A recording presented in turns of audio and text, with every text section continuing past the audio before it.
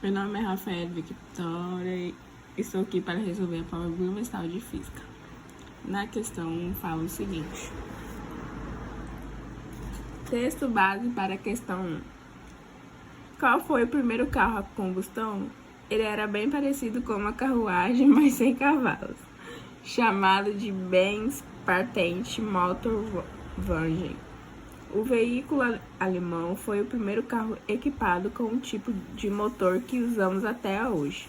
Aliás, essa era a única semelhança com os modelos atuais. A carranga era sustentada por 3 rodas, acomodava apenas 2 pessoas sentadas e tinha só uma marcha, além de uma direção toda diferente. Questão 1.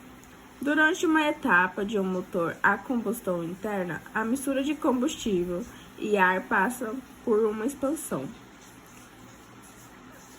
A partir disso, é possível afirmar que eu marquei a letra B, que o gás realiza trabalho sobre o pistão e tem o valor negativo. Questão 2. O gás ideal é submetido a 4 transformações sucessivas, de acordo com o gráfico ao lado. Com base no gráfico, são feitas as seguintes afirmativas. 1. Na transformação AB não há realização de trabalho. 2. O trabalho realizado na transformação BC é mais 15 vezes 10 elevado à quinta joules. 3. O trabalho realizado na transformação CD é negativo.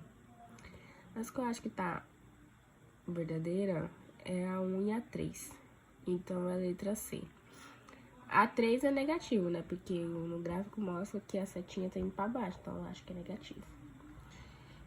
E o que tem a 3 é a D. Então, são apenas a 1 e a 3 são verdadeiras.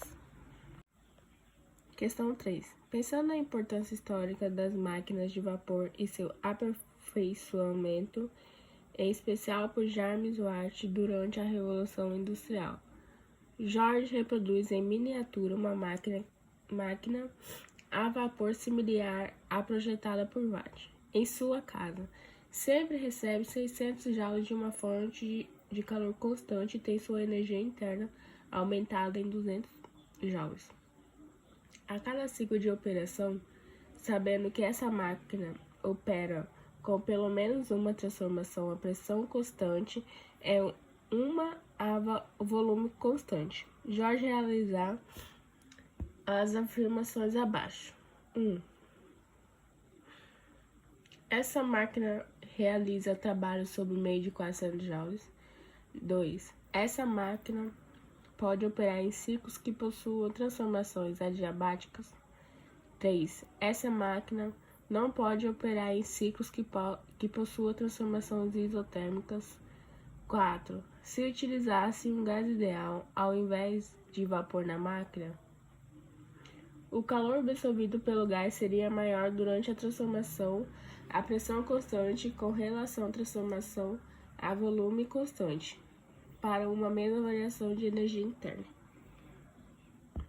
Analisando a afirmativa, é correto afirmar que eu coloquei a alternativa A, apenas 1 e 4 estão corretos. Texto base para a questão 4. Clausius não somente negou as considerações fundamentais da teoria do calórico, como também construiu uma nova explicação mecânica para os tradicionais conceitos de calor latente e livre.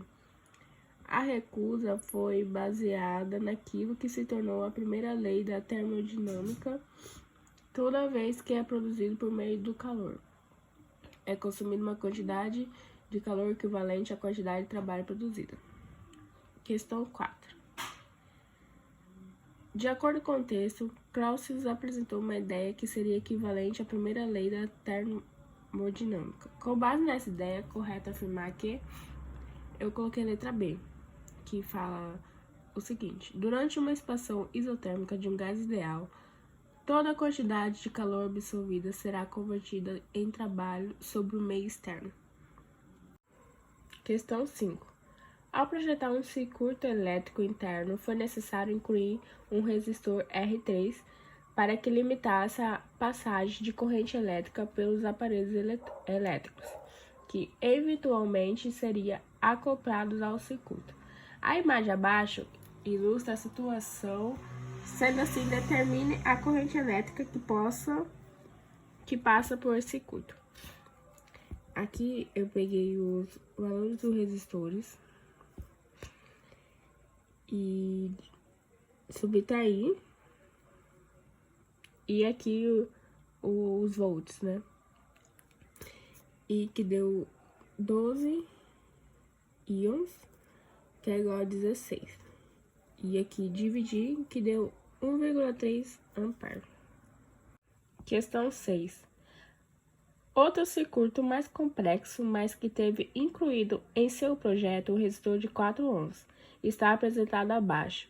Qual a intensidade de corrente elétrica que ultrapassa o resistor de 4 ohms? Eu usei a lei de Kirchhoff e subtraí e somei, né?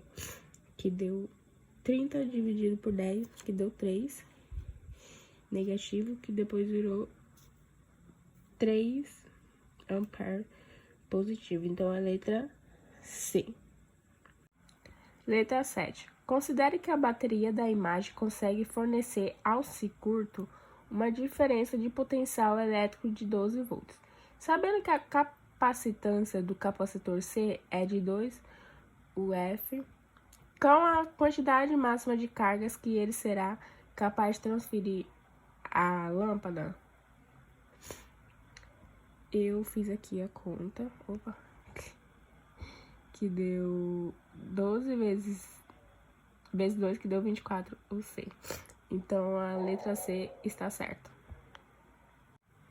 Questão 8. Ao acionar o disparador e transferir as cargas do capacitor à lâmpada, qual a quantidade de energia potencial elétrica que é consumida nessa situação? Considere os valores de DTP sendo 12 volts e da capacitância do capacitor 2 UF. Não se esqueça de dar a resposta em uma unidade de energia de joules. Eu peguei aí que deu 12 vezes 2 dividido por 2, que deu 24 sobre 2, que é igual a 12 joules.